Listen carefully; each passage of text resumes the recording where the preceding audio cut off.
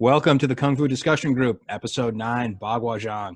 As always, I am your Uncle Sickness. With me, YogaMidnight and Maeko. Gentlemen, how are you tonight? What's up? Hey. All right. Now, for the people who may not be familiar, Baguazhang is the youngest of the big three internal styles of Chinese martial arts. The other two being Qing Dynasty and Taijiquan. You guys definitely know this. I am primarily a Qing Yi man, but I also love Bagua because it's super complicated, and I've got this weird type of thing going on in my brain where if it's easy, I don't understand it, but if it's ridiculously overly complicated, I really understand it very quickly. So, as soon as I saw Bagua the first time, my eyes got like, this is about as crazy as they got, and I was like, oh my God, I need this right now. It's an excellent compliment to Qing Dynasty because more so than Taiji, the energetic principles in Bagua are really similar. If we talk about that aspect of these three styles,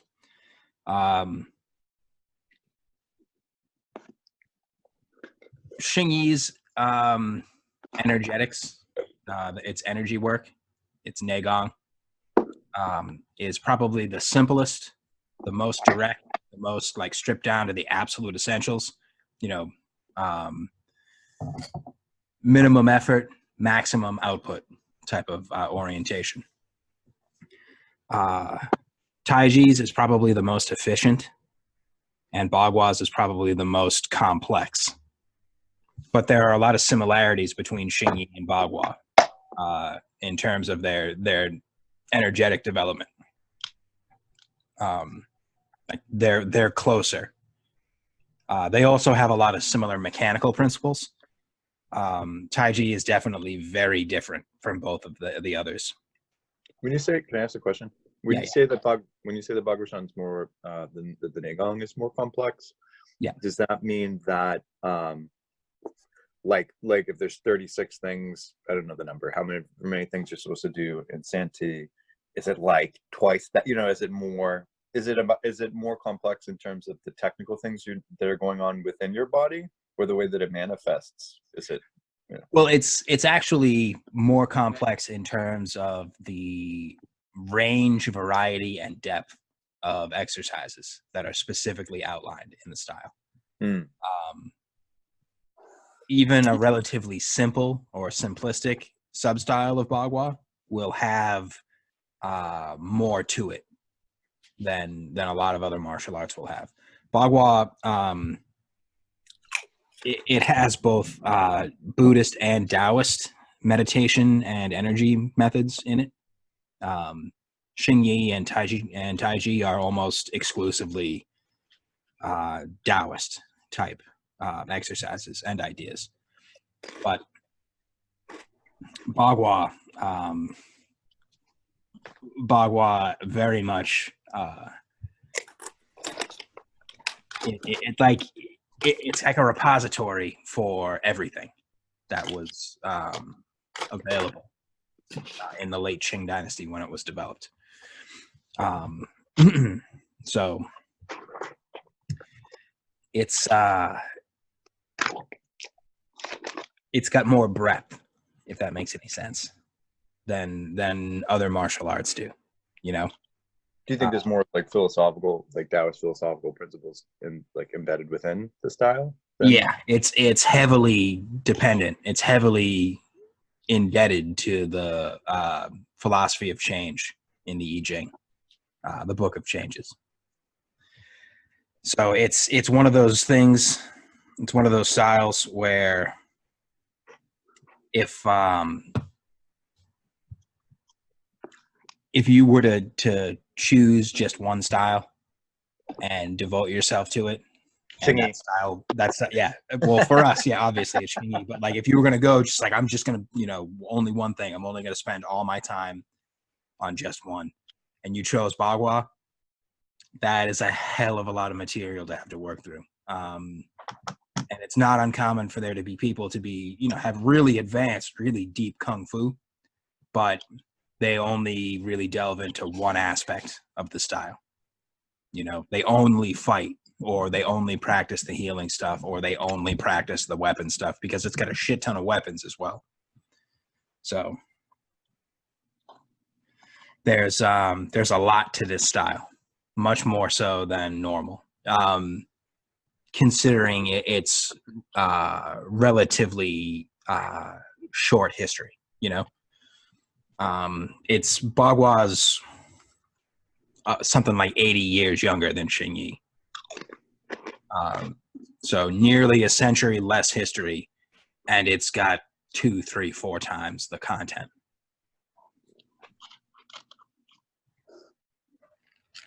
There's a saying that for every year of history Bagua has in existence, there's a sub-style. So the style's been around since the late 1800s, like the 1880s. That's something like 240 years. There's like 240 something or more sub-styles of Bagua. It's very adaptable. Yeah. Well, I mean, yeah, adaptation is also one of its hallmarks. Obviously, if we're going to really dig down into it, its trademark, the thing that most people associate with it, is its main practice method, turning palm, walking in a circle. If you've ever seen, most people who are into martial arts will have seen some example of Bagua's turning palm, whether it's just simplistically holding a static upper body position and walking in a circle and then changing direction relatively simplistically, or one of the more elaborated, twisty, turny, bendy, moving all around, throwing all sorts of kicks and doing all sorts of craziness. People have seen Bagua nowadays. But One. What'd you say? And in the movie The One. Yeah. Oh God, The One. That movie breaks my heart. So much potential and it's wasted. You can clearly tell there's more than one scene in that movie that exists purely because the people who made it were sitting around listening to some new metal or some rap rock, and a particular song came on and they made this face. Yeah. Ooh, ooh. Yeah. Dude, we need a fight scene to this, bro. Those jumping, it's like needless jumping all over the place. Oh yeah, that movie is a shame in a lot of ways, but now make him jump kick again. I know, right? You've got unlimited, invincible, supernatural power from killing alternate universe versions of yourself, and the best thing you can think to do is to make the open mouth rock bite face, and then do like it's fucking ridiculous. It's ridiculous. That movie could have been so much more. And for the Jason Statham's movies, because he's in that too, it's weak. I had a bad impression of him for about 5 years after I saw that, because that was one of the first movies that I was very aware of who he was, knew his name and stuff. Saw this and was just like. After a few years, I saw more of his stuff, and I was like, all right, this guy doesn't suck. It's just that The One sucks. It's definitely just The One. Mm-hmm. That's what you get, though, when you write a movie with, like, rap rock songs as the fucking inspiration. But whatever, we're talking about Baguazhang here. Actually, I think that will get cut. No, absolutely not. Right, we've barely cut anything. All right. So, yeah. But actually, there is a great movie that is all about Baguazhang, Pride's Deadly Hero, or something like that.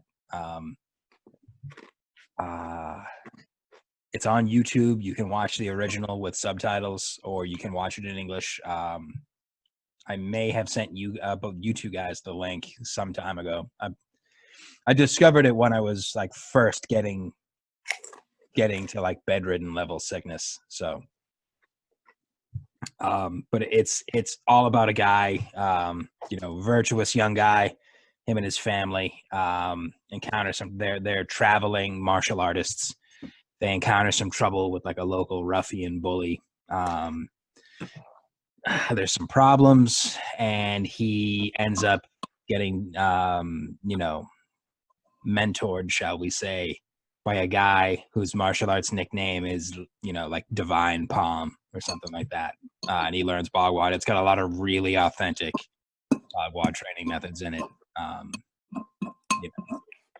The 9 palaces, this weaving through the posts. It's got him upper basin training. He's carrying a big bronze Chinese bell over his head. Oh, it's great stuff. Great stuff. Link in the description. So, turning palm is the basis. The absolute most basic way of practicing Baguazhang, the original core, almost certainly derived from a particular subset of religious Taoism, the Longmen sect of complete reality Taoism. They've got an exercise that's it's called Longmen Dragon Gate. They've got an exercise that's basically walking in a circle, reciting chants. And there's one chant for clockwise, one chant for counterclockwise. And it's almost guaranteed that Dong Haichuan was a member of this group at some point during his wandering. So he probably incorporated that turning practice for its like cardio and footwork benefits into his already very, very extensive pre-existing martial arts knowledge. What was it called again? Longman. The Longmen sect of complete reality Taoism. Chuanzen. Quanzhen.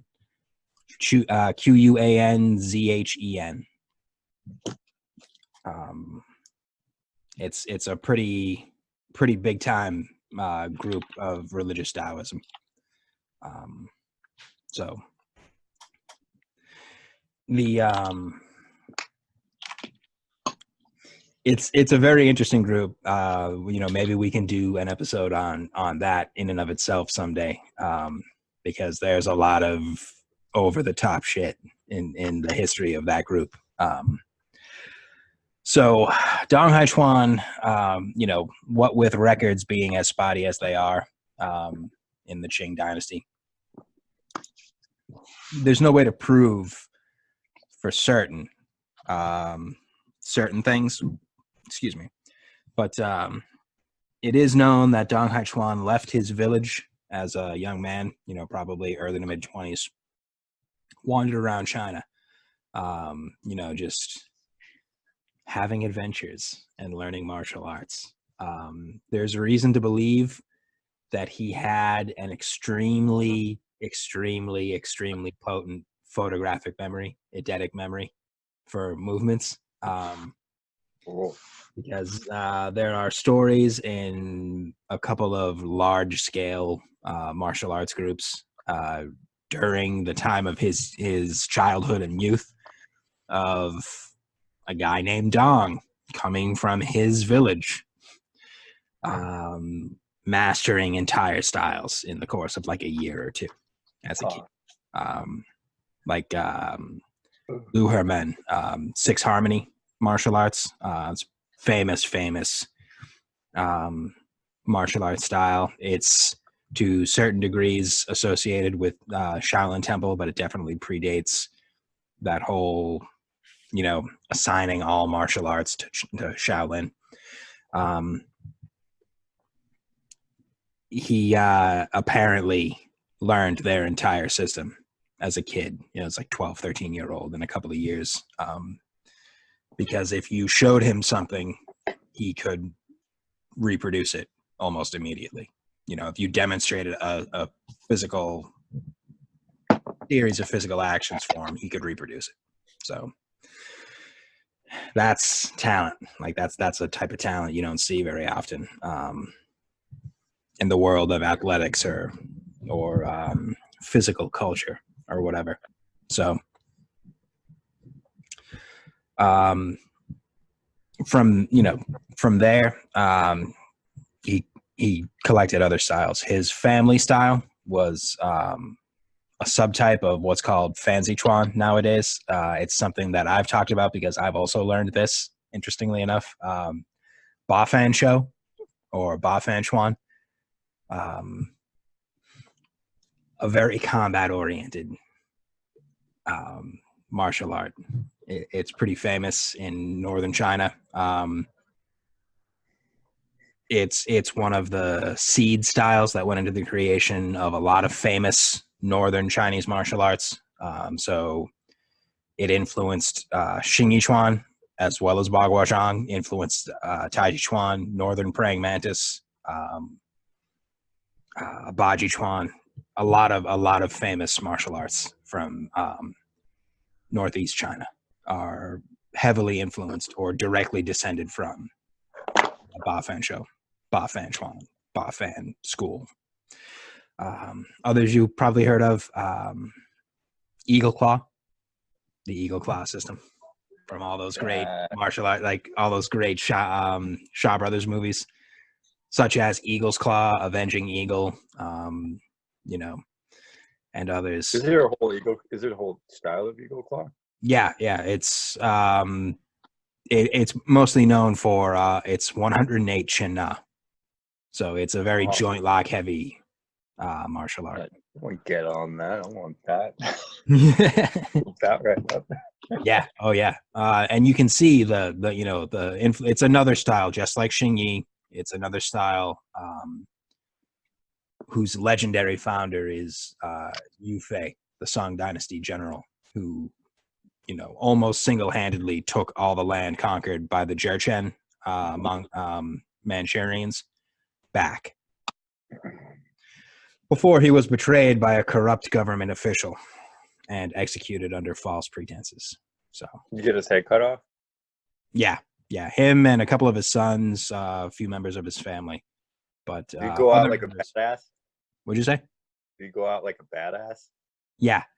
Well, when he was arrested and was in prison, and when he was being investigated to try and find some pretext to justify an execution, the head rat goes to the corrupt government official who was the prime minister, a guy named Qin Hui.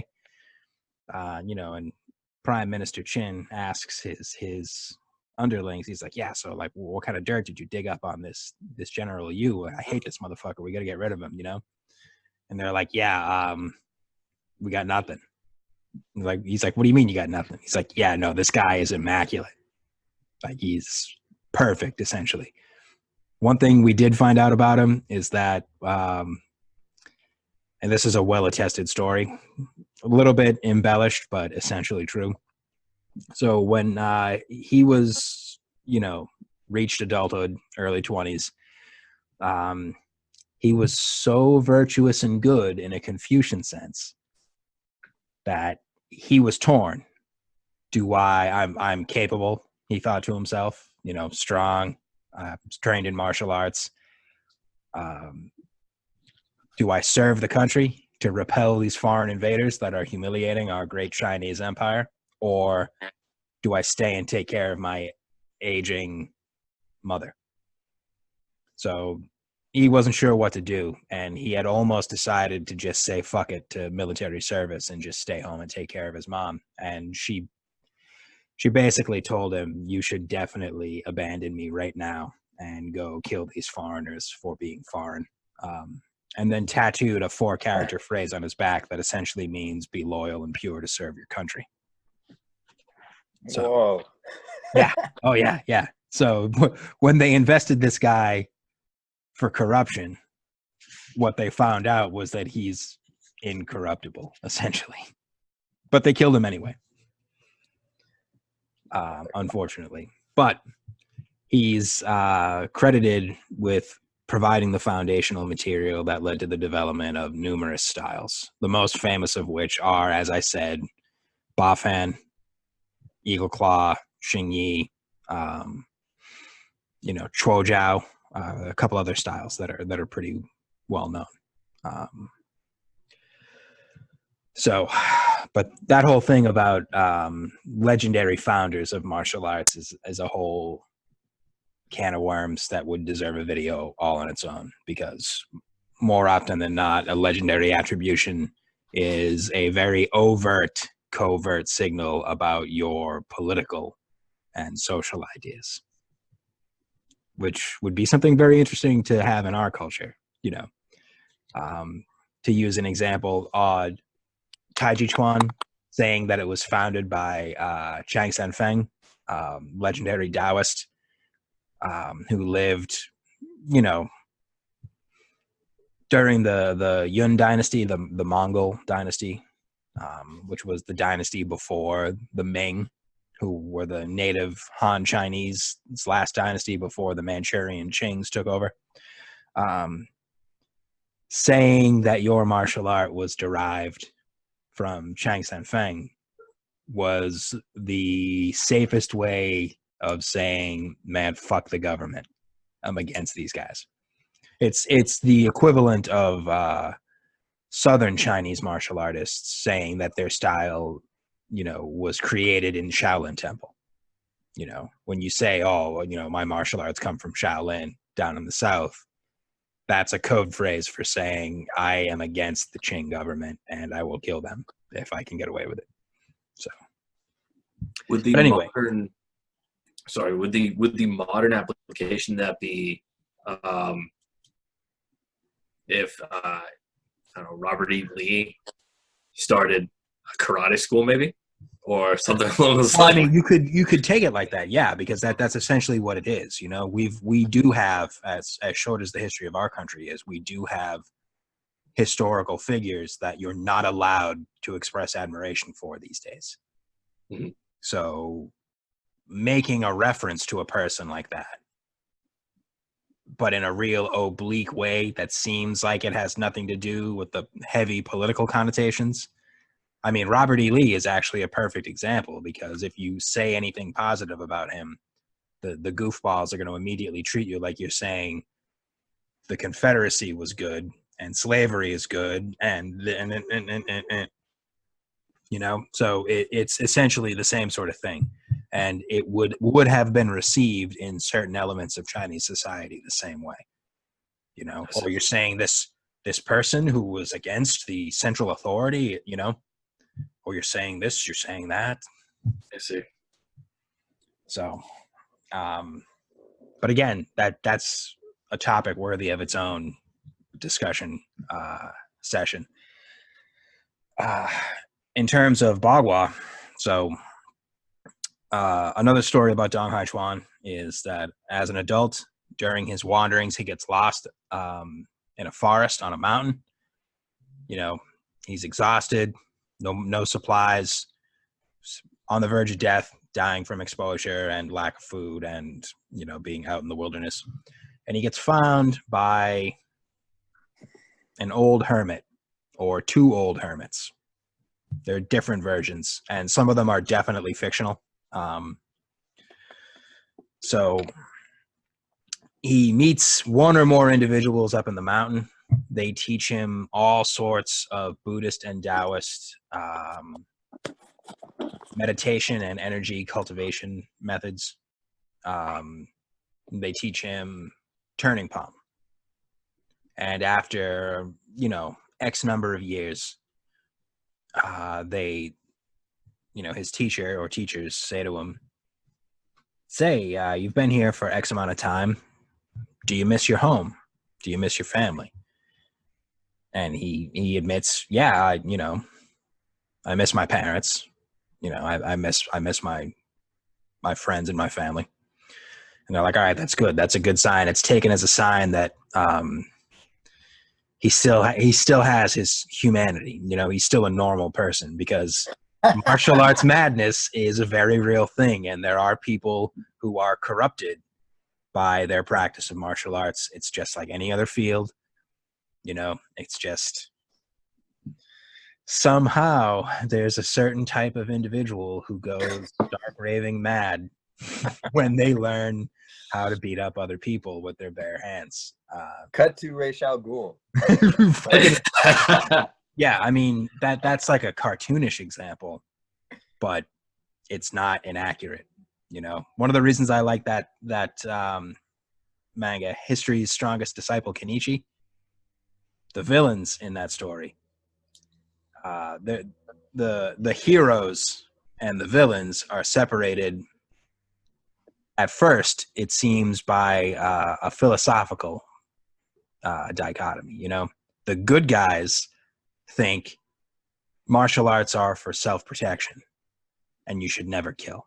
The bad guys think martial arts are for obliterating your enemies and you should kill everybody weaker than you. But as the story goes on, it turns out that some of the people who believe martial arts are for killing are actually noble. And there's at least one incident where somebody who is on the you should never kill side is completely consumed by a lust for revenge and is like this close to turning into a demon.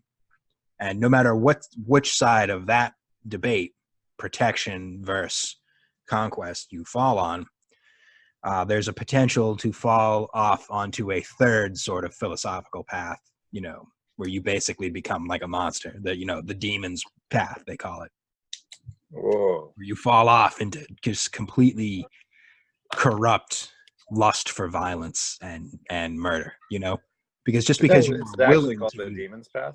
Yeah. Just because you're willing to kill somebody in a fight doesn't mean you are necessarily walking around looking for excuses to murder.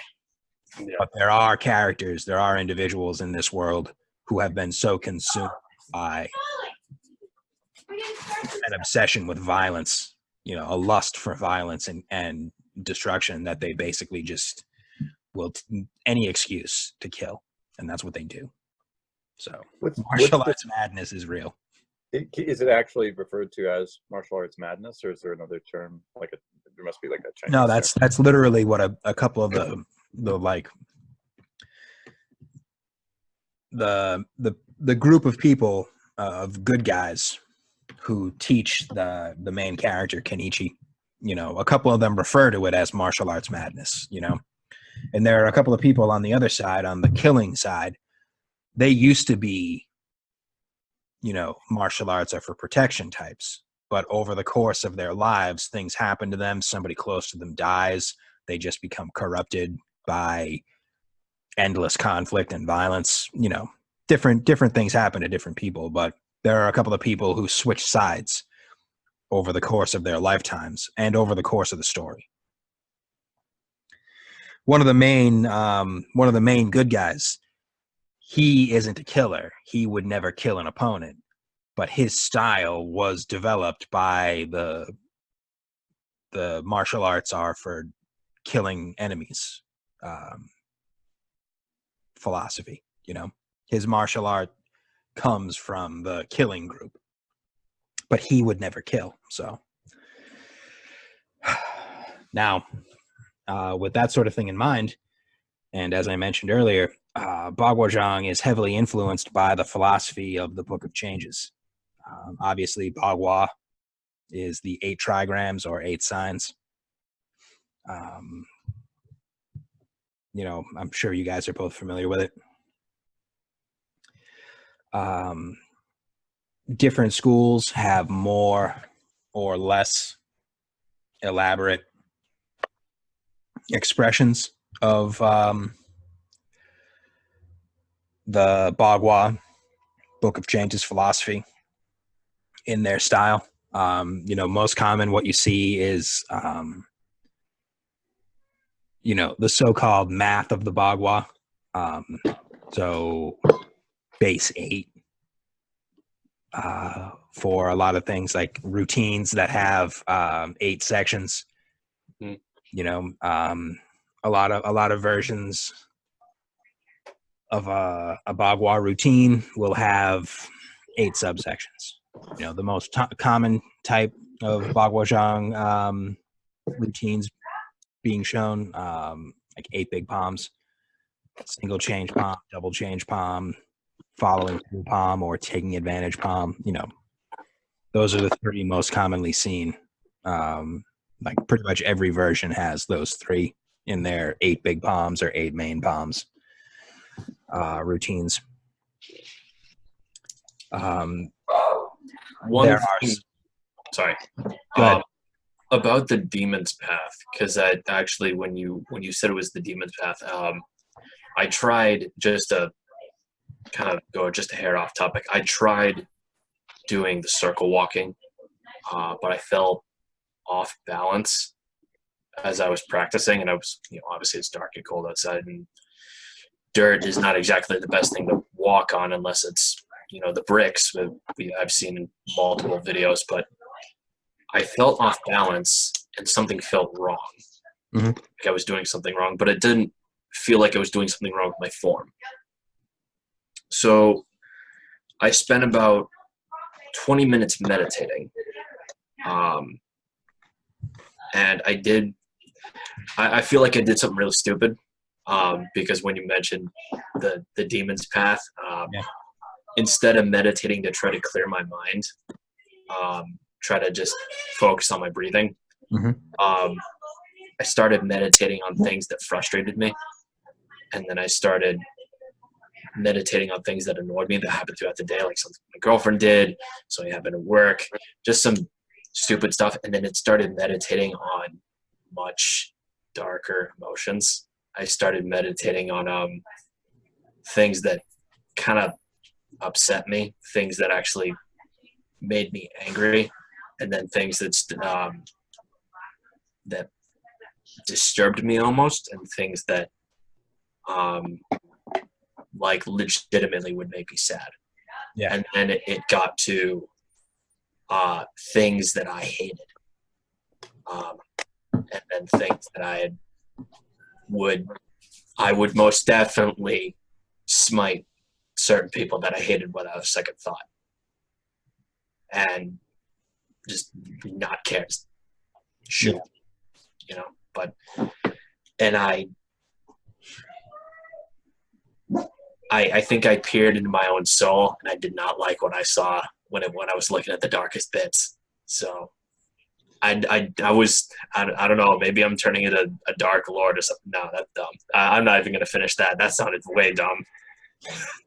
Especially because Star Wars is actually trash now. I actually feel bad that I tried to make the reference. Are awesome.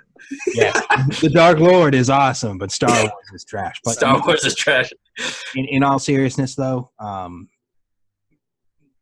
you can't study martial arts even with a partial seriousness and not have to confront exactly what you were just talking about. It's just inevitable that you have to at least once spend some time thinking about what you're doing this for, and what would you do if you got this. You know, a lot of people are practicing martial arts these days in pursuit of health, but there are still people who are pursuing power. You know, there's a certain number of people in this conversation who started practicing martial arts in pursuit of power. You know, and there's a certain number of people in this chat who abused that power and definitely fell into darkness for a while in the course of their practice. So it's something that you have to deal with. And to be completely honest, you know, you either deal with it through self-reflection, the way Alex has just described, or you deal with it in the aftermath of cleaning other people's blood off of your hands, the way I did. So one way or another, you know, you're going to have to face that. You're going to have to look at that part of yourself that's repulsive and evil, you know, if only to reaffirm that you don't want to be that. You know, you have to at least acknowledge your capacity for darkness, viciousness, violence, you know, especially if you're going to be a serious martial artist. Serious, you know, if you're going to be dedicated to the martial way, you are going to have to deal with that. So Whoa. Bagua has a way of, because of the whole nature of it,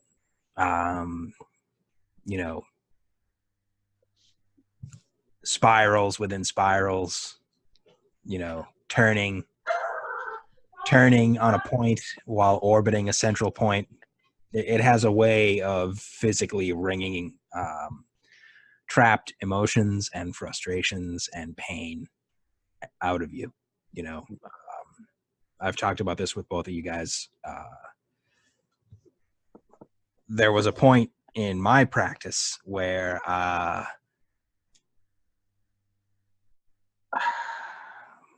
after I'd been having good sessions for a good period of time. I was really feeling it. I was getting pumped up when I practiced. I was doing really well. My skill was growing at a regular rate. There came a time where in doing the like quiet, still standing in a natural position, a Wuji type standing meditation after a practice session, where I wasn't emotional, but there were a lot of emotions inside me, and I cried a little bit. Gay. Yeah. Yeah. I mean, no, but nice. Yeah. No, like, and that was the reaction of a couple of people when I talked about this at the time. I was probably 27 or 28. You have feelings, dude? Yeah, exactly. What are you firing? Yeah, dude. This kid got feelings? Like, no, he was only a psychopath. What's up? Yeah. Dude? So it's one of those things. And these were things, like things from my childhood, things from my, early and mid-teen years that I had never dealt with. That a couple of them I had suppressed, but a couple of things that I had just legit forgot about.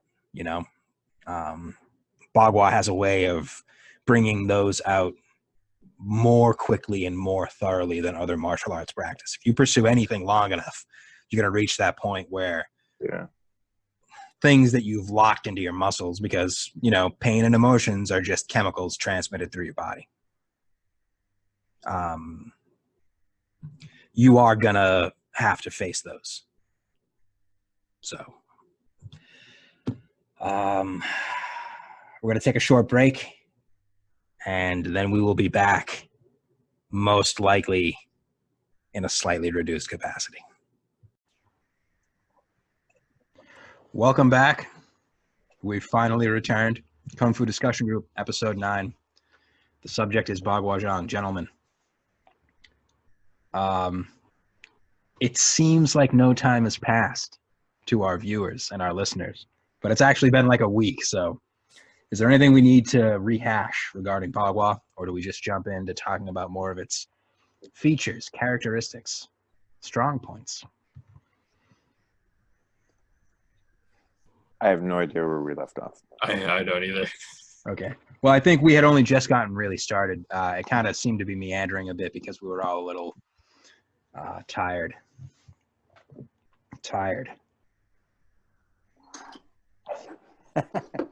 So, as a quick recap, Baguazhang, created toward the end of the Qing Dynasty by Dong Haichuan. There are some theories that, he inherited an already developed martial art.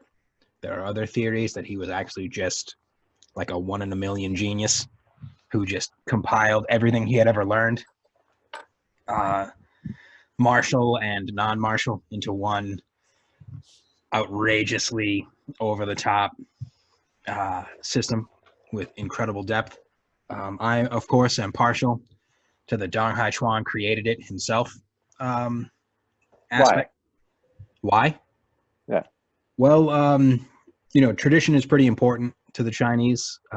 They have that kind of Confucian respect for the ancestors.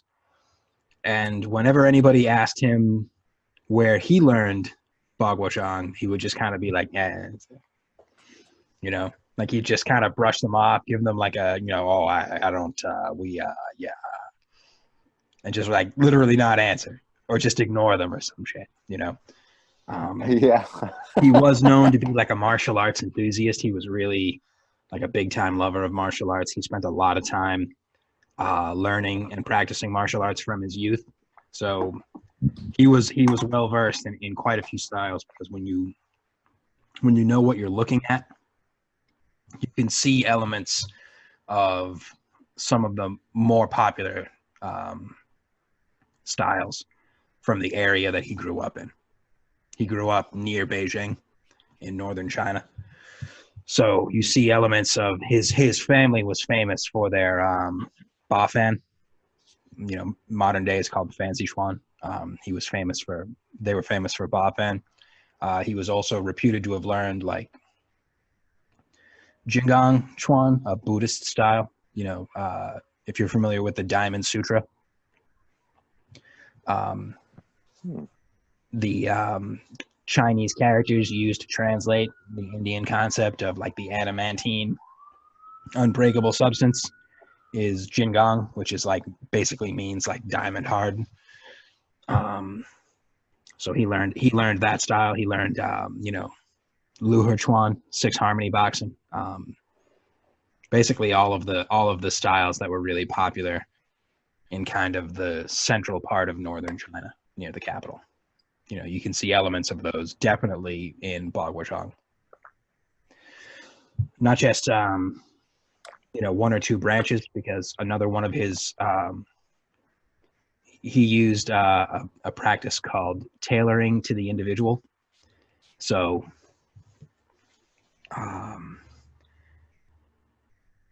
when he was older, later in life, if he would only take you as a student if you already had a reputation, you were already skilled in another martial art. So like Alex, you learned Aikido. If you went to learn from Master Dong, it would be, you know, okay, you already know something, all right, and he would teach you Bagua in a way that would kind of maximize the tendencies and preferences you'd already developed from Aikido. If that makes any sense. So, we lost Matt. Well, we'll just catch him up when he jumps back in. Here he is. So, Dong Haichuan's first disciple, welcome back. You didn't miss anything, I paused. So, Dong Haichuan's first disciple, Yin Fu. Yin Fu was known for his Lohan Chuan, you know, a Shaolin-based martial art. Lohan is the Chinese word for arhat. So if you're familiar with Buddhism, you know, there's arhats and bodhisattvas and Buddhas and whatnot. Lohan Chuan is arhat boxing. So Yin was known for that. He learned, he spent decades with Dong. Excuse me. So Yin style Bagua is relatively hard and relatively straightforward compared to other Bagua styles. You know, Dong had a couple of other disciples after Yin. Number 4 disciple was a guy named Cheng Tinghua. They called him Spectacles Cheng because he worked as an optometrist. But it was also kind of a double entendre because he had been a famous Shuaijiao guy, like a Chinese wrestler. You know, and he used a lot of like coiling up and like wrapping his legs around people kind of moves. So they, you know, another nickname he had was Cobra. So, you know, a cobra has that pattern on its back, on the hood, kind of looks like a pair of eyeglasses. So Cobra Cheng, Spectacles Cheng. Cool. His style of Bagua was the most widespread. So most of the Bagua that you're going to see in the world is going to be either straight up Chung style or derived from Chung style. So one of the other Bagua styles I know is Sun style Bagua from Sun Lutang, famous, you know, master of all three internal arts, Xingyi, Bagua, and Taiji. You know, Sun style is a Chung style derivative or like a sub style of Chung style. Then there's the famous Bagua guy in southern China, Fu Zhenshang, Fu style Bagua. That's a Chung style derivative. Or Gao style Bagua. That's a Chung style derivative. Gao style is known for, a lot of styles of obviously Bagua is based on the 8 trigrams, the 8 signs of the Book of Changes. In some sets, like some styles, they have 64 straight line hands. You see that in Chung style a lot. That's something else that I've learned. Developed by the famous martial artist Lu Dequan, Big Spear Lu. Gao style Bagua, also derived from Chung style Bagua, like Sun style, like Lu's 64 hands. They've got 64 straight line palms. They're not the same as Big Spear Lu's 64 hands, but it's 64, short straight line forms that Gao Yisheng had learned from his teachers, who he claimed were anonymous Taoists living in the mountains somewhere, and yet nobody knows where. Because that kind of like mystery and like touch of the fantastic, that's like a pretty common thing in Bagua. There's a little bit of the old romanticism there, even though it's the end of the Qing Dynasty and the beginning of modern times. You still see that stuff, where you'd ask, these guys living in the early 20th century, their students would be like, "Oh, master, where did you learn this?" And they'd be like, "Yeah." Like I said, "Oh, yeah, there's, yeah." They just like gloss over, and unless you were clever, you might not notice that they basically told you, "I'm not fucking telling you the answer to that." So, there's a lot of stuff there. I basically just talked for about 10 minutes, and I don't know how much you guys actually grasp. So we can go back over and examine that ideas. It's soda.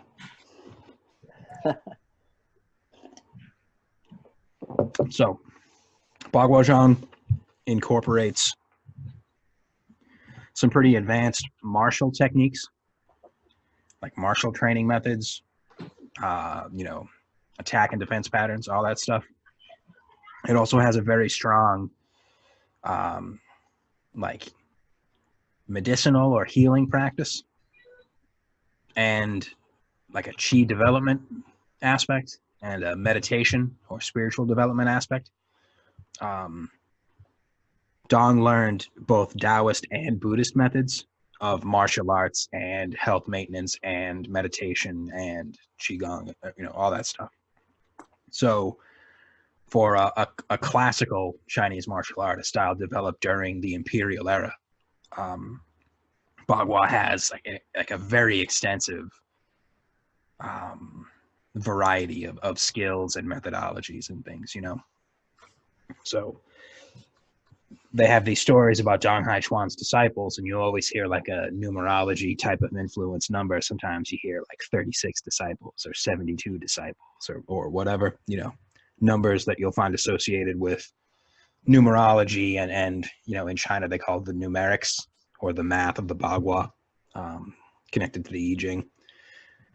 So he had students, obviously guys that we've mentioned, Cheng Tinghua, Yin Fu, Lu Dequan, guys that learned martial stuff from him and also learned other things that he had to teach. But he did have some students that didn't learn any martial arts. They only learned,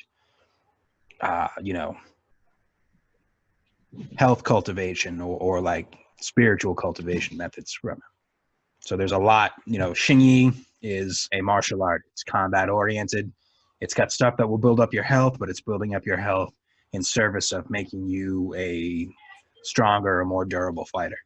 Bagua can teach you to fight, or it can just teach you to become enlightened, or it can teach you to never get sick, or it can teach you to heal other people. There's a much wider, deeper variety of contents in Baguazhang's, curriculum compared to some other to how to extra kill people too. Yeah, like I'll kill you so hard you'll come back around to being alive and you'll be a better person.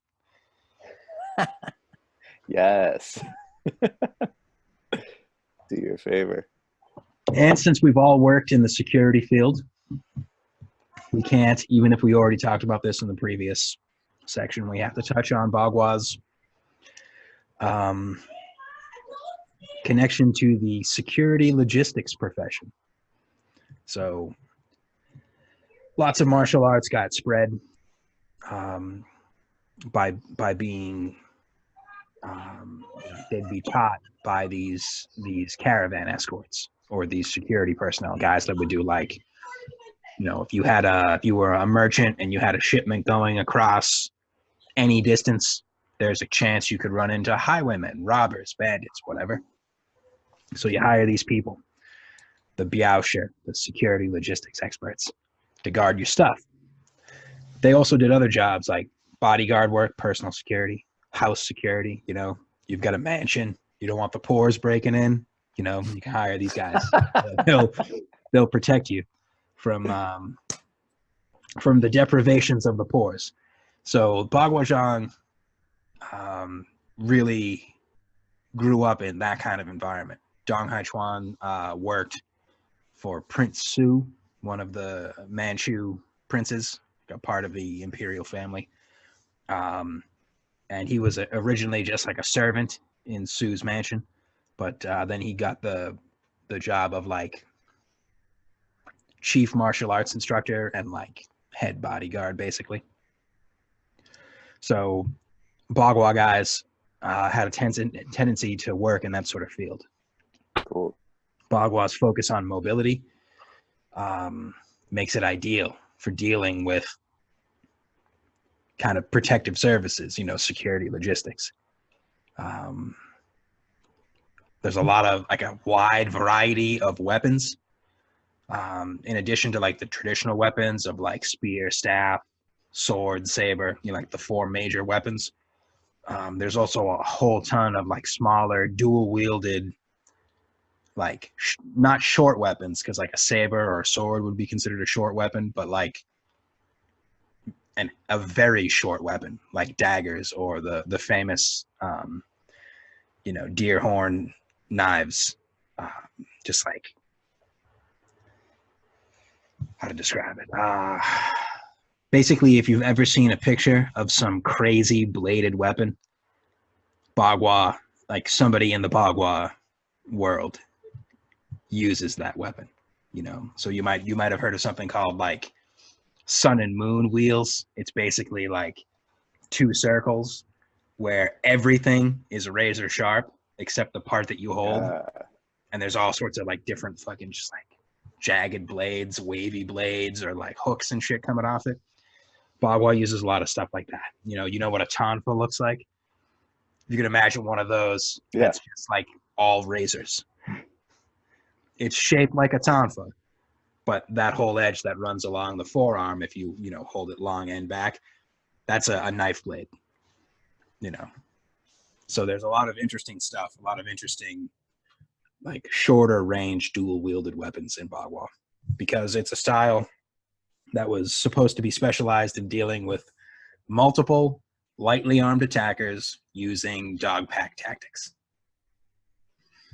So Xing Yi, you can fight multiple people because everybody you hit drops dead or is crippled. You know, they spit up the blood and they keel over and they don't get back up. But with Bagua, you know, it could be 6 guys and you just fucking like juke them all, weave in and out, you know, clap one guy in the back, step around, get one guy in the mush, come around, hit some guy in the balls, you know, like take them all out nice and smooth, nice and definitively. You know, another contrast between Xing Yi and Bagua. Xing Yi's jin is usually described as hard. It has like a hard quality. It's like getting hit with a cannonball. Bagua's jin is described as like shocking. It's like a vibratory power. You know, so if you ever as a kid like fell off a swing set, you know, and hit your head when you fell down and had that like Tom and Jerry cartoon, like vibrating kind of feeling to it, that's what it's like to get hit by Bagua strikes. It should feel like a, you know, there's not as much external damage as Xing Yi. You know, like you're not going to have huge bruises all over you the way like, you know, with Xing Yi, you can get tapped 25% power, 30% power. You're not injured, but you'll have pretty nasty looking bruises where you got hit. Bagua, you get that hit and you just kind of go like, and just kind of kneel down or like stop fighting immediately. Like, I don't want to do that anymore. But that doesn't mean that there isn't a hardness to Bagua as well, because as I mentioned, Yin style Bagua is like the hard palm is one of its nicknames. I've trained with the Yin style people, Hijin Bao from Beijing. Man, that shit hurts. Like, you get chopped by like his students, you got chopped. I've been practicing martial arts for a very long time, and let's just say, by the time I was Alex's age, nobody could knock me over. I trained with Hijin Bao and his students at a seminar in Massachusetts. I was probably like 34, 35. I went there with a certain person who I won't name. It's not somebody that I've talked about on the podcast before. So. Oh wait, I wasn't there for this one. No, you weren't. No. This was different. This was like a couple of years before. So yeah, it's not the man called Tubbs. So Tubbs, if you're listening, you don't have to get salty, because this hilarious, embarrassing story isn't about you for once.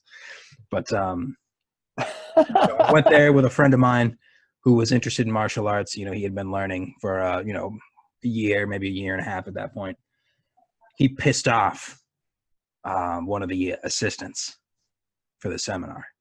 There were a couple of people there who were Americans, who were Hijin Bao students. They would do translating from Mandarin to English for us, So, like an upper-lower scissoring type of action. The hands will sweep outward and backward. One of the legs will sweep forward and upward.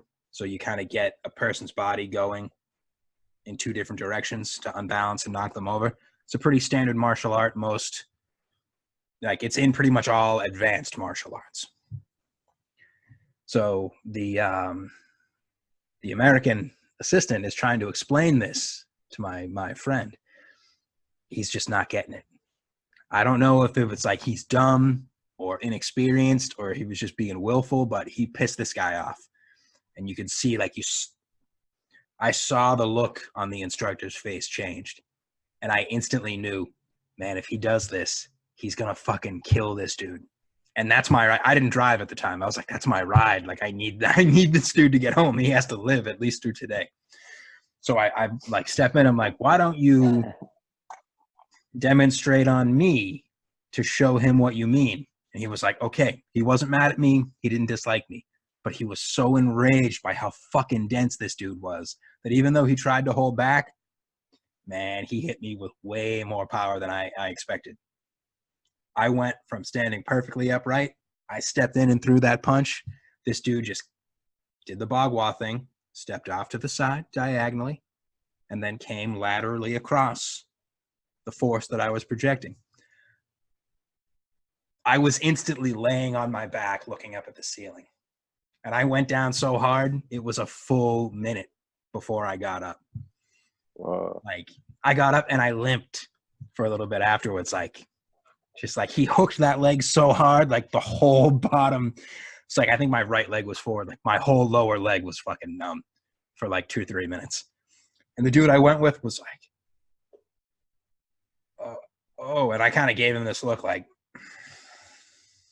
you fucking mother. I took that bullet for you. You should be the one. You should be fucking laying on the ground in a pool of your own blood and piss, you fucking bag. And I'm limping around, and he's just like, you're fine, walk it off. And I was like, yeah, that's what I'm trying to do. Okay. But like, that's the kind of stuff that Bagua does. It has a lot of, even a soft application of power ends up coming through hard. Like, for a regular person, that shit's going to be harder than life itself. I had experience with other types of martial arts, as I said, so, it hit me like a ton of bricks, and I went down, like a ton of bricks, but I could still appreciate, the vibratory character to Bagua's Jin. So it's definitely a fun style, to say the least, you know. As a teacher, because I've taught Bagua before, I find that the biggest issue people have is wrapping their head around a 3-dimensional spiral, making a circle in 3-dimensional space. You know, like people have trouble visualizing how that would work. They get all distracted. They can't, you know. You might see online people doing their turning palm, their circle walking practice around a tree or around like a post that's been set up, because they need that sort of, like, they need a marker to help them keep track of where they are in space relative to, you know, the original center point they had chosen. When you get really good, you just kind of turn, and you all your turns are on the same circle. Even if you know, turn inward, turn outward, any kind of moves, high, low, whatever, cut across the middle of the circle, because there's all sorts of different patterns in the way they can change. You know, again, there's the I Ching influence. Changing is the big deal. So that's what makes it good for useful against multiple opponents, because you just change and redirect. You know, the constant walking improves your footwork. Improved footwork makes you more evasive. So, thoughts, reactions? Bagua's awesome. Yeah. It's so much fun. Did that guy at the end, the radical energetics guy, write a book on Bagua? He has a couple of, he has like 1 or 2 videos on his YouTube channel that he's touched on it a little bit. He's mostly a Taijiquan man, but he's learned a lot of different martial arts. He's actually, one of the videos that he put out recently was all about energetic development for Mantis. You know, I scooped that one up immediately because I've learned Mantis too. What was his name again? Was his name Cleary? No. Thomas Cleary is a guy that translates a lot of Taoist stuff. This guy is okay, yeah. Say it again. Scott Meredith. Yeah, he's got, you know, maybe like 10 or a dozen books you can find. Pretty like right now, I think the Radical Xingyi Energetics. I think that's the only one that's not available right now on YouTube. Rats. Did you find it? Is there a PDF version of it? Wasn't able to find one. You can find it. You can get it used from Abe Books and a couple other like online rare book finders, but it's like $200.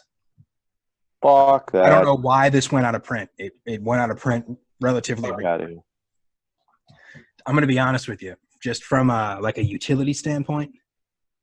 You know, if you're only buying martial arts books because you're a collector of martial arts books, yeah, it's definitely not worth it.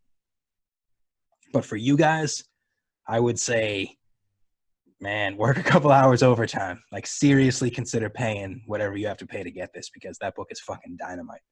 Fortunately, you can find the DVD version on Amazon. He's got a DVD that accompanies the book.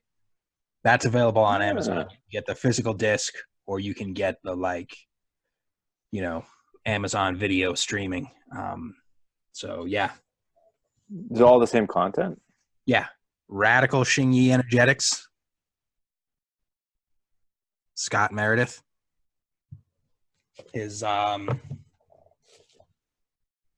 mostly writing books like this one, Radical Taiji Energetics. This is like his first major book.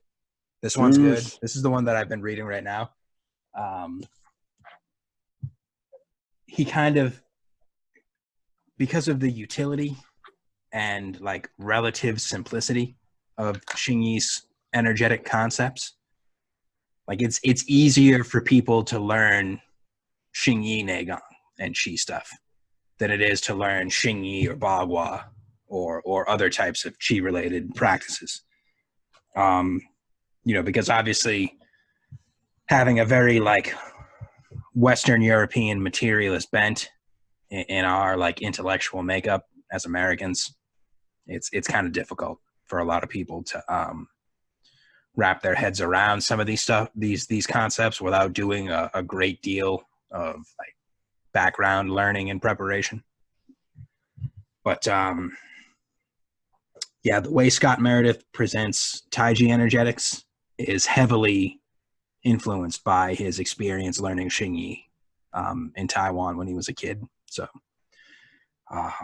and if you do read any of his books, you'll find that he uses a lot of the Xingyi terms. You know, like when he talks about developing Jin, he still uses Xingyi's Anjin, Mingjin, Huajin kind of classification system. So, and a lot of the, especially in the Chung style derivative Bagua groups like Gao Shang and Sun Lutang's branches, they either learned Xingyi themselves in addition to Bagua, or they were really good friends with Xingyi men. So you find a lot of the Xingyi concepts in their teaching of Bagua. But if you learned pure Bagua, it would be really high level stuff. Like, and Yin style Bagua is the way to go for that. The like unadulterated Bagua. Seems like Matt's frozen. Matt, are you still there? He looks frozen. Yeah. All right, we're going to take a short pause, see if we can get Matt going again. We'll be right back. And we're back from our second break. Matt's resolved his technical issues. I've gotten another glass of just soda.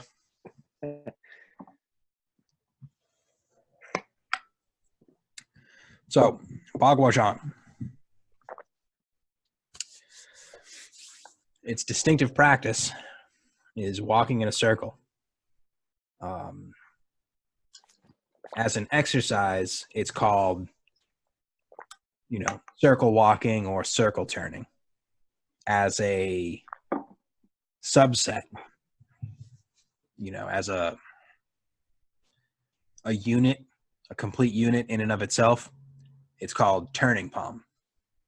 Originally, what's now called Baguazhang was originally just turning palm. So now, you have all this I Ching numerology stuff connected to it. We already mentioned 64 straight line hands or 64 palms or, 8 big palms, 8 old palms, all that stuff. Originally, it was just walking in a circle, turning palm, with 3 simple direction changes. The old 3 palms. One of the most common practices you see nowadays, especially in styles descended from Chung style Bagua, is single changing palm, which is basically, if you're right turning, right hand is facing toward the center of the circle, and you're walking in a clockwise direction. Single change palm would just be turning to the opposite side, putting your left hand in the middle, and then walking counterclockwise. Real simple, right? It's a single change. All you're changing is the direction that you're walking in. So the old 3 palms, the oldest techniques in the style, the original practice from turning palm, those 3 put together kind of make what's now called single change palm. Okay. It's basically like a horizontal lateral action, a closing together action, and an opening out action. Does that make any sense? In Bagua, like they'll say, in Bagua styles, they'll say 3 variations make a complete technique. Because as we said before, Bagua is a 3-dimensional spiral rotating along a 3-dimensional circle. It's a 3-dimensional thing moving through 3-dimensional space in a circular pattern. So what makes 3-dimensional space? A vertical axis a horizontal axis, and a straight back and forth axis. X, Y, Z in geometry. So in Bagua, you want to have techniques that are, you know, like you can have one major technique, but you want to have 3 variations of that technique that kind of encompass 3-dimensional space. So like a pushing palm, like a palm strike, a straight push. There's that Z axis, obviously, you know, straight. Then you want to also have like an inward and an outward. So that kind of will illustrate 3 very major, very basic possible applications of a pushing force in 3-dimensional space. Another example would be like chopping. You can have a straight from above to below chop. You can have a horizontal from outside to inside chop. And then you can have like a diagonal from above outside to below inside chop. That would be 3 variations of the basic idea of chopping that would illustrate 3-dimensional space. See what I mean by Bagua being more complex than Xingyi? Xingyi is relatively straightforward. You're attacking forward, you're moving forward. Even if you're pulling away, you're not withdrawing, you're advancing backwards. But it's, even though there's angles and there's circularity and there's spirals in Xingyi, the basic idea, the primary idea is straight lines, straight lines, straight lines. Bagua is always arcing, circling spirals. So it uses a lot of the same principles, mechanical principles. It uses a lot of the same like energetic concepts and methodologies, but even the simplest examples of like a Bagua type movement or a Bagua martial application, it's more complex than most other styles, because most other styles are just fist hits body, fist hits face. Xingyi is body drives fist to hit face. It's more complex. Bagua is more complex again than that, because it's, you know, relative angles, relative distances, you know, using spirals and arcs and circles to set up. This is going to be weird to say it like this. Xingyi will directly attack the opponent directly in front of you. Bagua will use an arc to directly attack a blind spot on an enemy, or the empty door, as they would say in Northern Chinese martial arts. You know, body is the target, hands are the doors. If I have my hands like this in front, that's the front door. The front door is closed. My hands are in the way. So you want to come to the side door, the outside door, or the inside door. You know, I feel like when you started to teach me, like in the first couple months of me like really gaining momentum practicing Qingyi, you used the same, like you talked about the doors. I remember we were in the Titian room. There was a time where you were like talking about the doors. Yeah. So you can still apply that principle to Xingyi, right? Like, you know, the tactics to Xingyi, right? Yeah, except instead of like the difference in Xingyi and Bagua's ideas is, you know, if this finger represents like their forward line, Bagua will move over and then through. It makes a spiral. Yeah. Xingyi will shift and then advance. You know, the mechanical action is always relatively simple and direct with Xingyi. You can use your footwork to reposition the starting point for that direct action. Yeah. So it's like having a gun and you just change where the gun is aimed, and then you pull the trigger. Mhm. Whereas Bagua is one continuous movement in an arc, or a spiral, or a circle.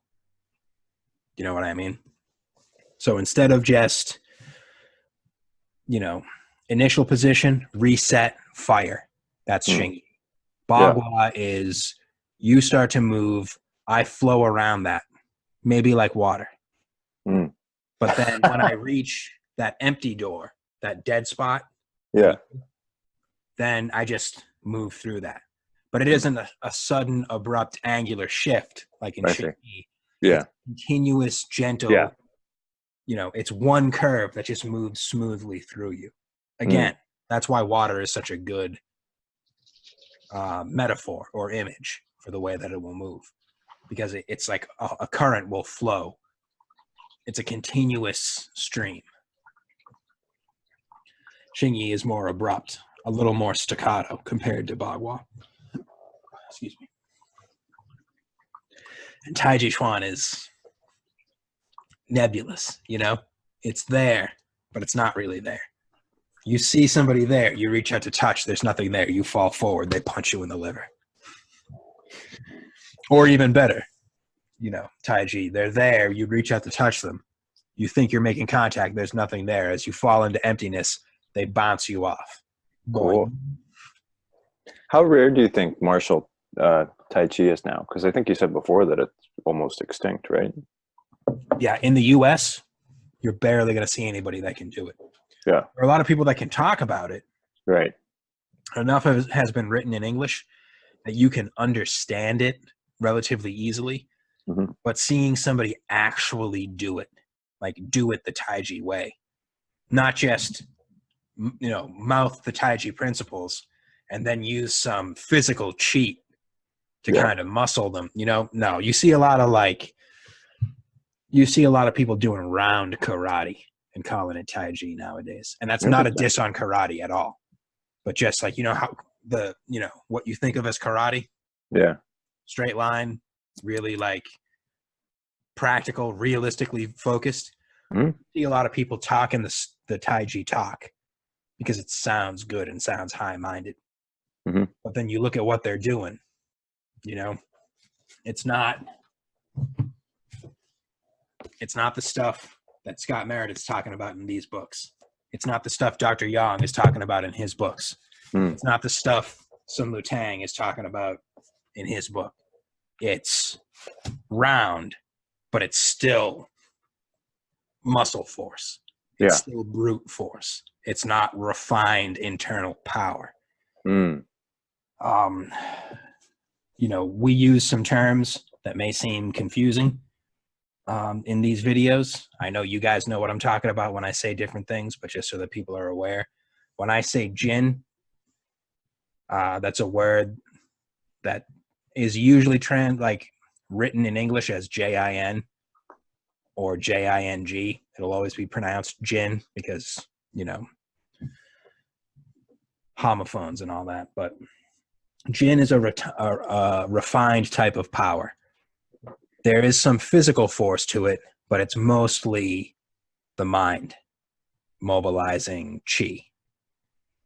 Then there's li. Li is literally muscular force, power. So internal martial arts, what makes them different is we're not using Wai Li, external strength. We're using Nei Jin, internal force. So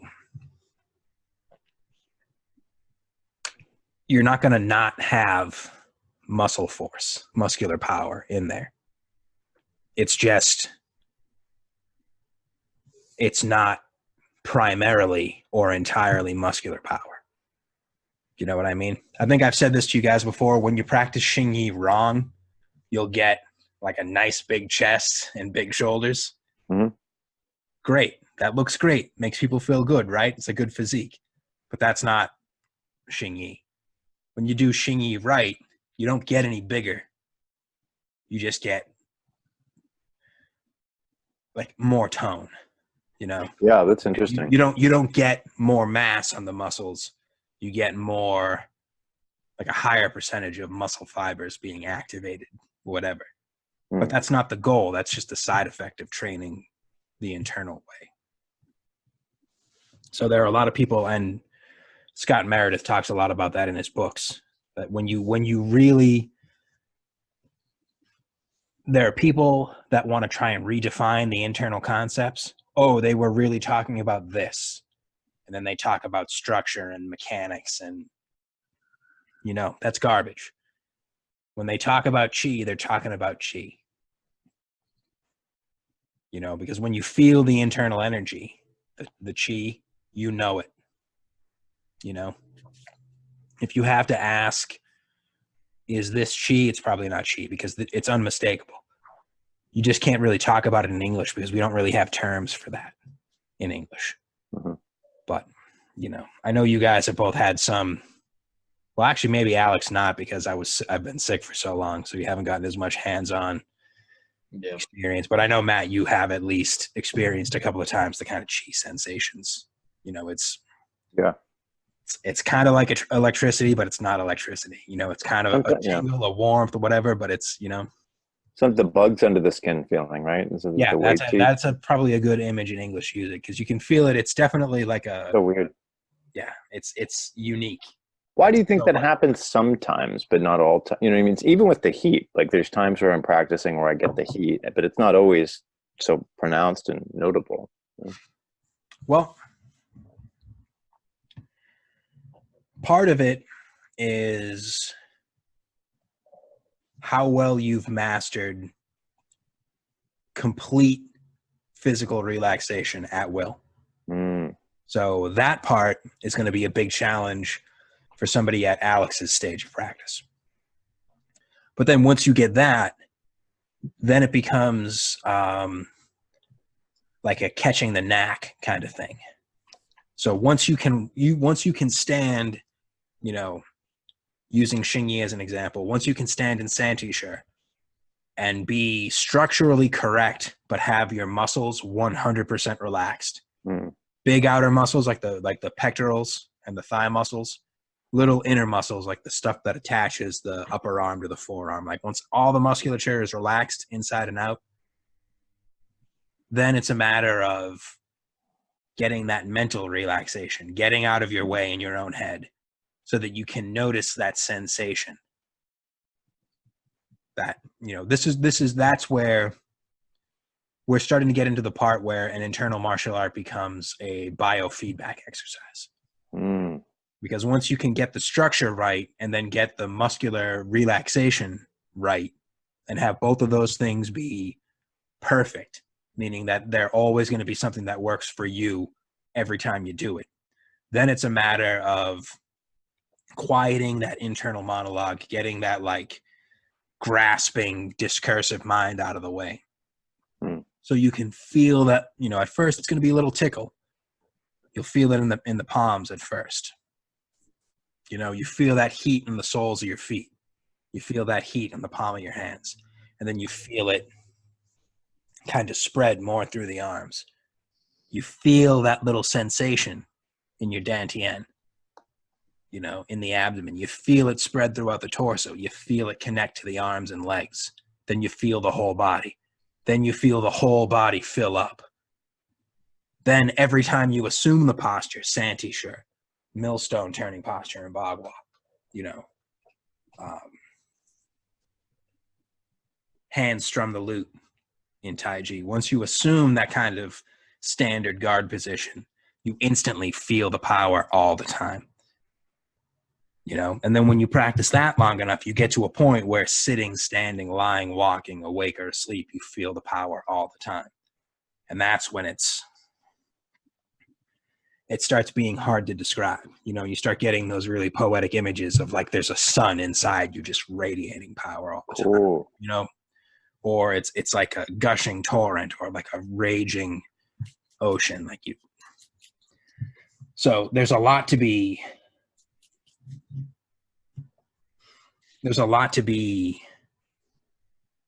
experienced, Bagua is one of the martial arts where the written material or the like verbally transmitted instructions components, that's going to be kind of like a big amount, a good volume. But it matches in terms of like sophistication and depth, the variety and range and degree of experiences you can have in practicing. So in terms of like energetic development, Xingyi is the simplest. Taiji is the most comprehensive, but Bagua is the most elaborate and complex. So if you want to learn all three of those styles the way I did, you're going to feel the qi first in Xingyi. You're going to feel it more completely in Taiji, but you're going to feel things that you never thought you could in Bagua. So there's a lot to be gained from each, you know. Obviously, you make more progress more rapidly if you focus on one. But if you are going to learn multiple martial arts, these three work together really well. It's been proven. You know, some people don't like this. Sun Lutang is the first one to really put out that idea that they're three styles, one family. You know, those three are the big three internal martial arts. Some people argue that that's just like his marketing thing or his personal opinion, but when you really understand, you know, when you learn enough about the background, you understand why he says that about those three martial arts. Their energetic systems are all heavily influenced by Taoist, meditative, and energetic concepts. That's why, you know, Xingyi has the 3 types of Kung Fu, 3 types of Taoist principles, 3 levels of progression. A lot of Bagua people use that same schema because it applies there as well. There is kind of like a threefold, 3-part level, like type of progression. But you can also apply what I earlier called the math of the Bagua, the math of the I Ching to Bagua. And you can break it down in multiple different ways. You can approach anything from any number of angles, any number of perspectives, but ultimately they all lead back to the same sort of thing. You want to have kind of a mechanically superior type of physical movement so that you can really relax that body and start to feel that energetic aspect. The energetics are not the mechanics, but the energetics will make the mechanics better than you ever could just using the mechanical actions. So, questions, comments? So for learning the 3 internal styles, would it be recommended that I continue with Xingyi and then delve more into Taiji before I get deeper into Bagua? Or does it matter between Bagua and Taiji? I would definitely recommend Xingyi as the foundation.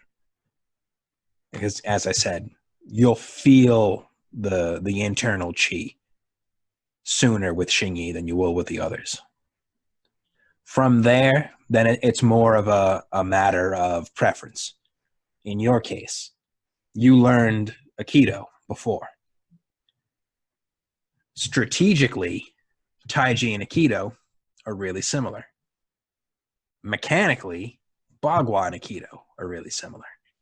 I see. So it's kind of not a pick your poison type of situation, but what is your preference? You know, where are you going to catch that knack sooner? What's going to be the easier way in? You know, which door is easier for you to enter through. So that's where the whole, as I mentioned earlier, Dong Haichuan's method of tailoring to the individual. You can't, if you try to standardize Baguazhang, it's not Baguazhang.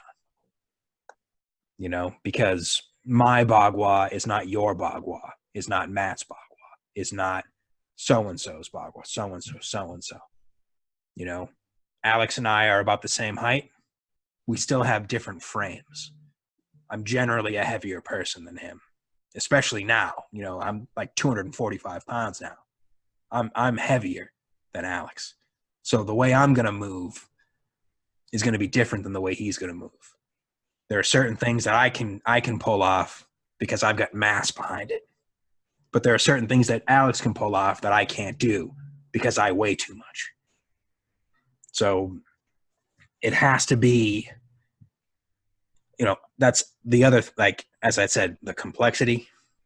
One of the things that makes Bagua so complex is we have to spend a lot of time figuring out, you know, how you're built, how you think, what your preferences are, what your tendencies are, what you're capable of, what you should avoid, you know, like strategically, what is best for you to avoid, you know. So obviously, like a small guy, if you're, you know, a guy that's smaller than average, for a guy like that to have the habit of wanting to get in and grapple with bigger people, that's fucking dumb. That guy's going to get himself killed. So you have to identify tendencies, positive and negative. Then you have to correct the negative tendencies. You have to reinforce the positive tendencies. Then you have to figure out tactically preferences. You know, do you like to strike? Do you like to kick? Do you like to throw? Do you whatever? Then you have to do the same thing again. Reinforce positive aspects. Discourage negative aspects. And you keep going through like that. So Bagua is, it's not only more complex mechanically, it's more complex conceptually, strategically, developmentally. It really is, like, in my opinion, it's the greatest of the classical Chinese martial arts. Of all the martial arts created before the end of imperial times, in my opinion, Baguazhang is the greatest. Because it's just, you know, the Chinese love Taijiquan. Because for them, that's like the like crystallization of what they think is best about their culture. But as an outsider, I say Baguazhang is the best because it's just got everything that came before it. You know, I've made comments since we all enjoy martial arts movies. You know, one of my favorite things in martial arts movies is there's always, like, in any era that a movie may be set, there's always a style that's just like, you know, if the best is here, the style is just like up here. You know, there's a period where, you know, there's a setting for martial arts movies where if you find out that the guy learned Mantis, everybody is like, Yeah. horrified because they know that guy's going to fuck everybody up. Like, you could come with 50 dudes. He's going to lay all 50 out in a second and just be like, whatever, you know? Bagua is like a real world version of that idea. Anything that you may have learned from any other style, Bagua has that. Oh, your style really specializes in kicks? Bagua's got kicks for you. It's got the 72 legs. You know, 72 demon legs. 36 intercepting legs. Bagua's got kicks for you. Oh, you learned a lot of weapons? Bagua's got weapons for you. All hidden weapons, small weapons, long weapons. Bagua's got the Da Dao, the big saber. If you can imagine a man my size using a saber almost as big as Matt is. And I'm not that much bigger than Matt, but you know, like a dude, or Matt, a guy your size using a saber the same size as you. Yeah. You know, the manga and anime Berserk? Yeah. The main character Guts uses a sword that's as big as him. Yeah, these motherfuckers really trained with a sword as big as a man. Cool. Wielding it one-handed. Like, that's strength development. What was the name of it? Da Dao. Cool. Bagua Da Dao. Big saber. So, you like striking? I like striking. Baghua's got strikes for you. Do you want palm strikes or do you want hammers? It's got it all.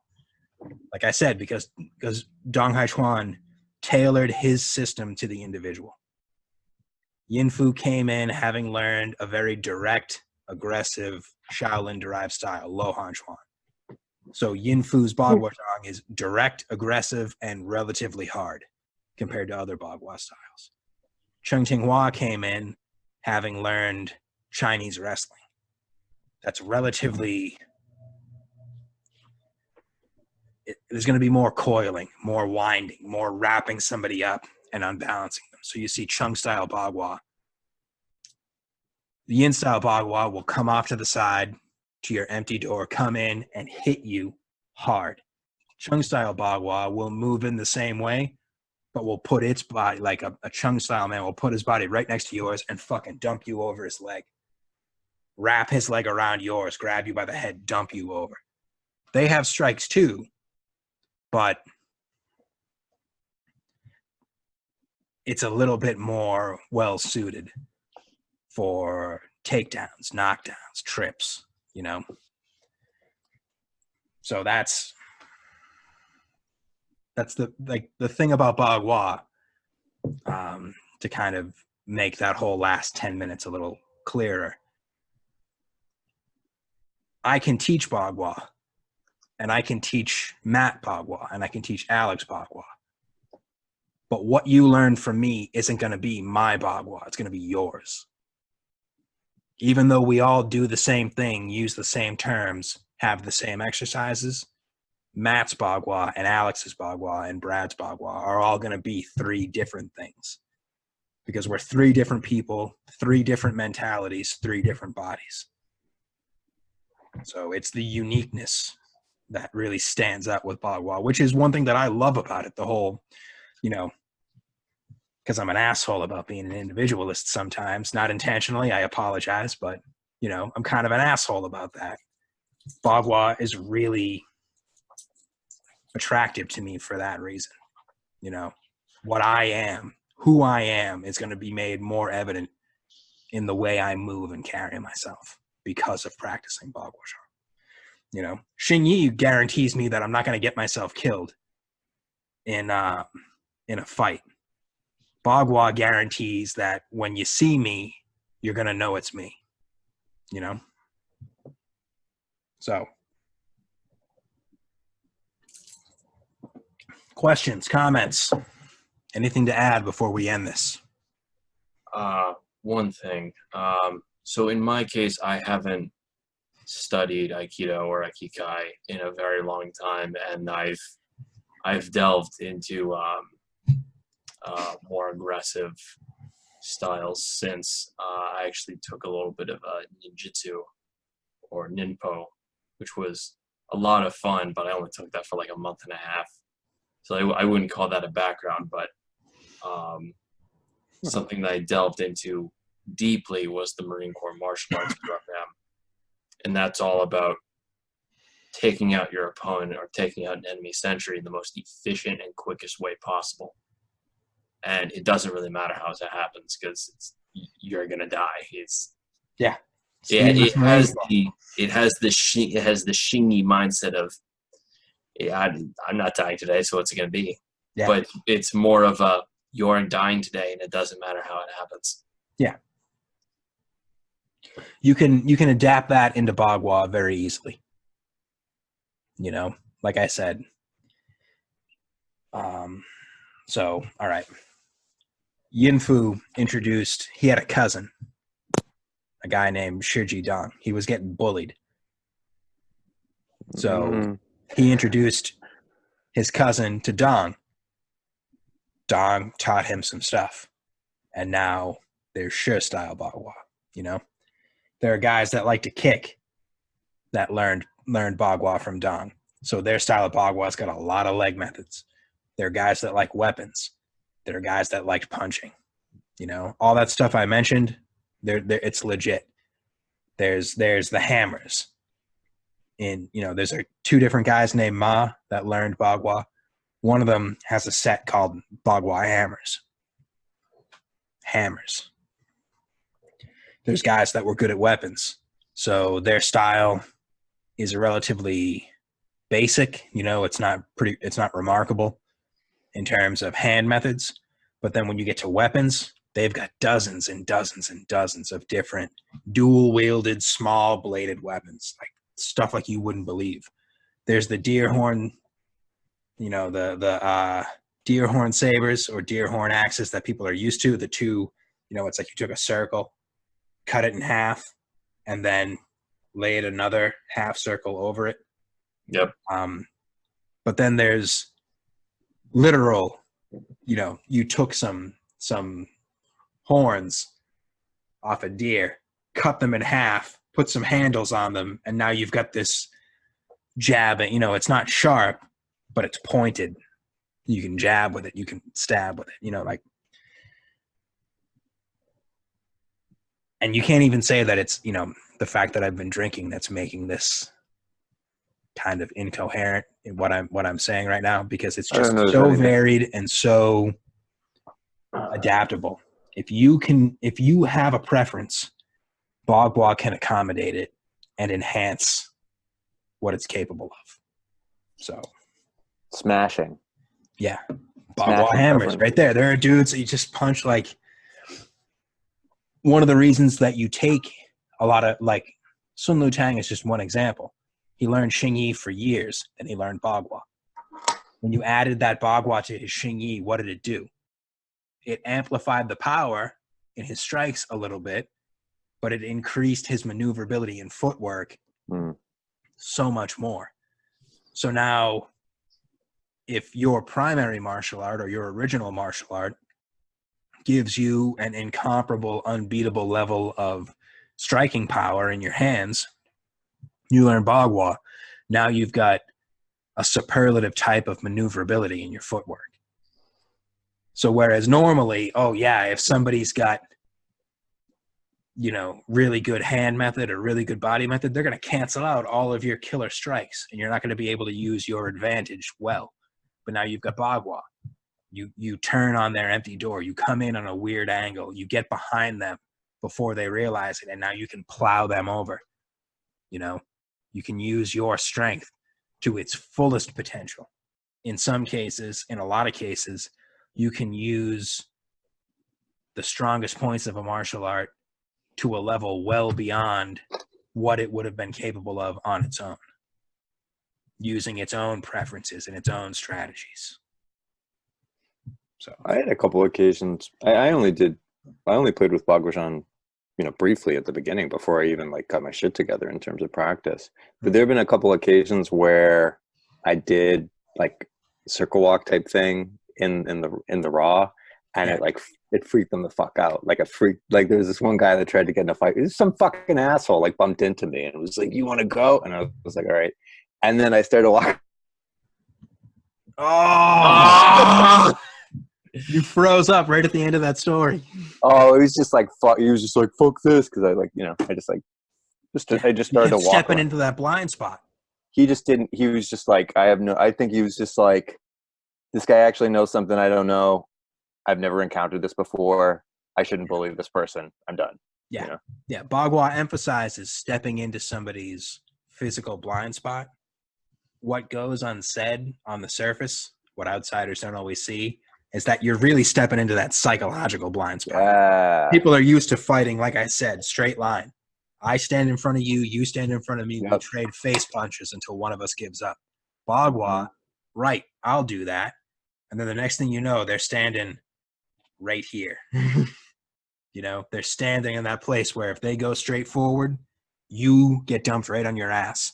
Because structurally, you know, a normal stance like blading, you like take like a triangle stance in Chinese, or you know, turn your body to the side, present the minimum amount of attackable surface. Bagua steps over to an area where that structure becomes completely pointless and completely useless. You know, we've done stance exercises where when you stand with both feet hip width apart underneath your shoulders, If I push from the side, you don't go anywhere. But if I come on a 45 and push, your legs are like this, and I push on a 45, you go down. That's Bagua's basic idea of relative positioning. Whatever stance you take, however you position your feet in relation to your body, there's going to be one angle that's going to be a dead angle. In the northern Chinese martial arts, they'll call that an empty door. No matter how you stand or how you step or how you position yourself, I'm going to use that footwork from turning palm to step into your empty door and apply force that way. That way, no matter what you do or what you try, I'm always coming at a place where you are 100% undefended. And that's the advantage of Bagua. That's why it's so good for dealing with multiple people. Any martial art that's worth its salt, fighting-wise, is going to tell you. You're surrounded by 10 guys, you don't need to panic. If it's 10 suckers, you're only going to have 3 people at most coming at you at once. Yeah. If they're good, you're only going to have 5 people at most coming at you at once. And you can deal with that. You just have to stay calm. If you use footwork to position yourself properly, you can step in a way that the majority of the enemies are neutralized by positioning. So you can deal with the one person or the 2 people that are right in front of you now, right on top of you. You can get them both. Then you step again. Now you're in a new position relative to the others. And you keep doing that continuously. You reposition continuously. That's the Bagua strategy. So there we have it. Baguazhang. You sold it. We're all gonna now. Me and Alex are gonna do. We gotta do more kung fu, and we gotta do a second style. Thanks. Exactly. Yes, I do recommend. Honestly, that's why I always tell people: Xingyi is my primary, Bagua is my secondary. I'm a big guy, so I need to be able to move better than average for a guy my size and weight, because otherwise I'm gonna get eaten alive out there. So.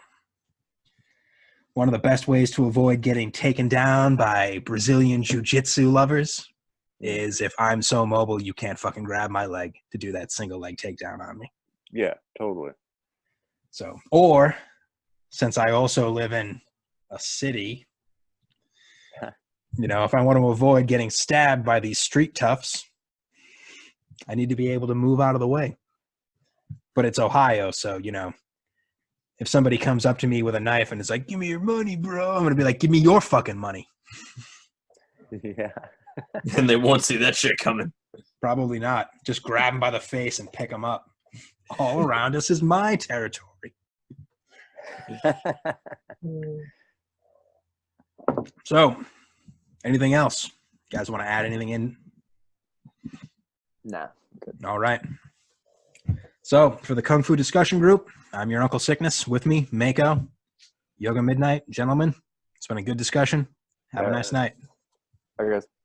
Build up your Kung Fu. Stupid? No good? With no talent? You shouldn't talk like that. We can fix your problem very quickly.